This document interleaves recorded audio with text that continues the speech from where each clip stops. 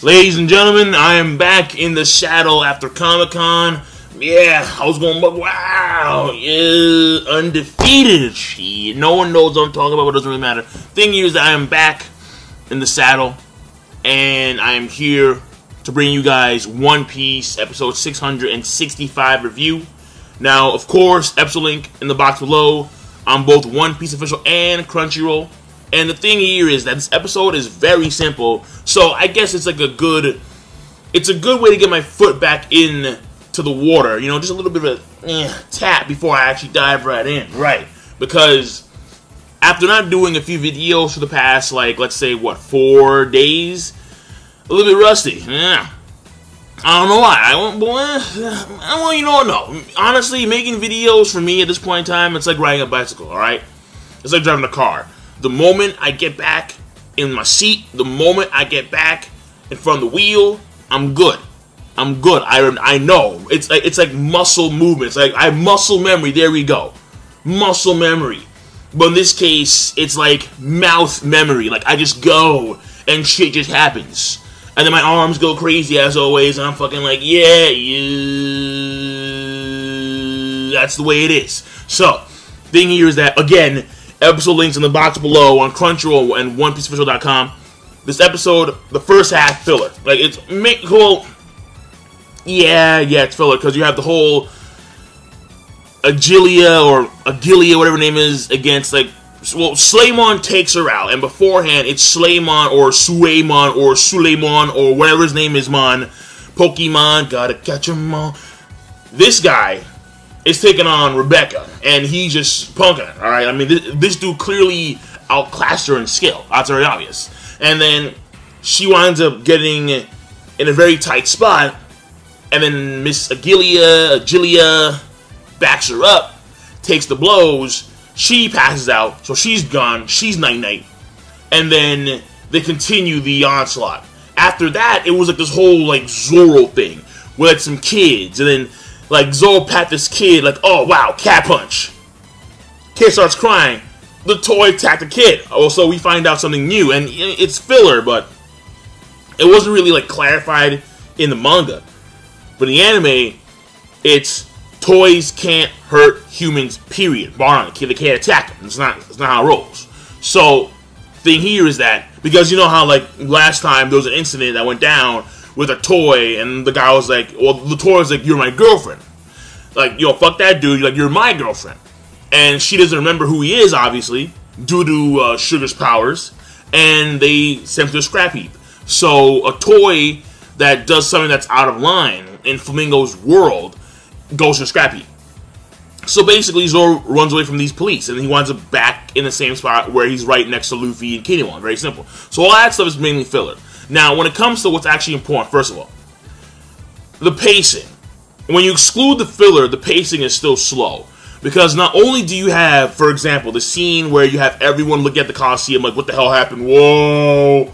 Oh my god! Like, you have everyone knocked out. Except for one person. Which would imply hockey. Yeah, how? And niggas go, like, you know how, like, in the anime, it's that sound effect, like, you know, like, gone. So it would imply hockey, but thing is, I'm not too sure, obviously. So you have everyone staring at the Coliseum or at the ring, and it's like OST hype for like a minute or so, 2 minutes, give or take, to be quite honest. And it's just scenery panels, scenery panels, scenery panels, scenery panels. It just drags that out. And then you have a flashback in the midst of the toy soldiers' assault in the elevator on Flamingo's boys. About, you know, further, another flashback of him training Rebecca. And how she has to grow up. Or how she has to become strong. Because he has the body of a toy, and odds are is that he can't fight forever. His body won't permit that. Because his body rusts in the rain and the snow, stuff like that. So, or rain, wind, whatever. Thing here is that obviously it makes perfect sense, because not always going to be there to help you when you need help. So, that also extended out the pacing of the entire episode. So overall, the pacing was pretty slow.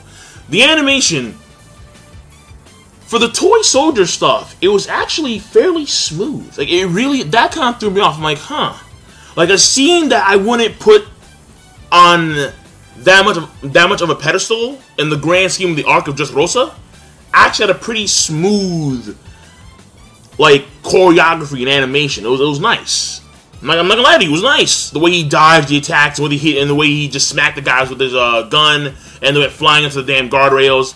Even beforehand, some of the scenes, not all the scenes, the majority were very meh, but some of the scenes involving Suleiman versus Rebecca, the way he just kind of like dodged things, the way he like attacked, like the moment she got her sword back, and the way he just kind of like walked towards her and like struck and attacked, also pretty good. So the animation had its ups. It did, to be quite honest.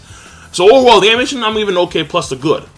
When it comes to the story progression, the main thing here is that you have Usopp and, well, first of all, they have their system working out. Most of the folks are distracted by Frankie. You have Usopp, Robin, and you have the Tontada, and they're going to get Sugar, and Usopp's leading the charge in that particular branch. So he wasn't aware of that fact. He was unaware that the toy soldier was going to leave these Tontada to go up with the other Tontada to the platform where the palace is. So obviously all the burden is now on Usopp when it comes to these guys, and he's, you know, the most important thing, the most important part of this mission, taking out Sugar, is in Usopp's hands and Robin's. And Robin, she has very good hands. She has a lot of hands, alright? The ultimate hand job. But when it comes to Usopp, this guy, oh man, Usopp starts off the second half of the One Piece series with some confidence, with some balls. Like, I can't wait to fight.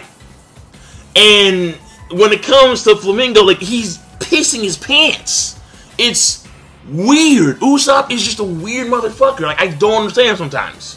Like, during Fishman Island, he had all the confidence in the world against, it was 100,000, yeah, it was 100,000 Fishman pirates. But Dressrosa, well, sweat everywhere. Profusely sweating. And it's like, dude, the fuck? So, that's weird. It's very weird in of itself, to be quite honest.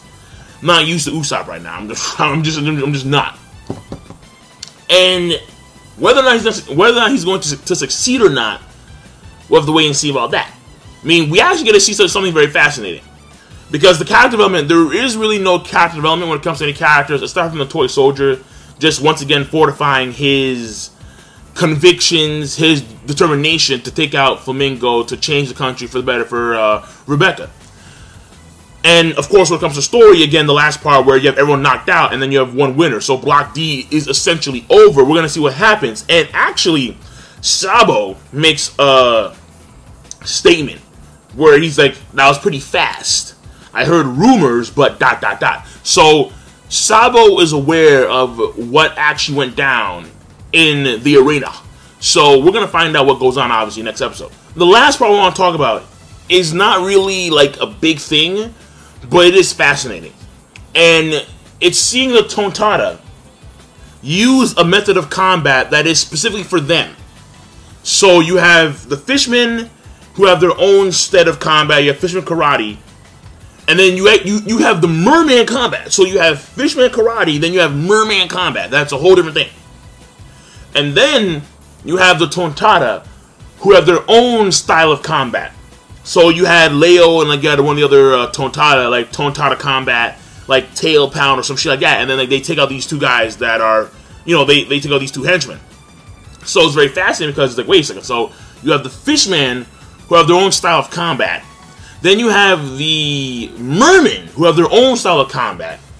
Then you have the Tontada who have their own style of combat as well. What's fascinating here is that I wonder if that also applies to like the Long Arm tribe, the Long Leg tribe, like guys like Tamago. And but even then, they're not like different species. Like, okay, well, they're a different variant of human. I mean, in essence, the Long Leg and the Long Arm tribe, they just have extra joints in their legs and arms. They're not that much different than regular humans. The Tontada and the Fishmen and Mermen are.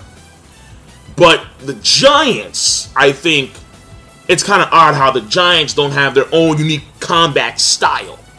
That, I think, has always confused me. So, you know, you have the little folk, they have their own style. Again, Fishmen and Mermen have their own style. But the Giants, who you would think have their own style, they don't.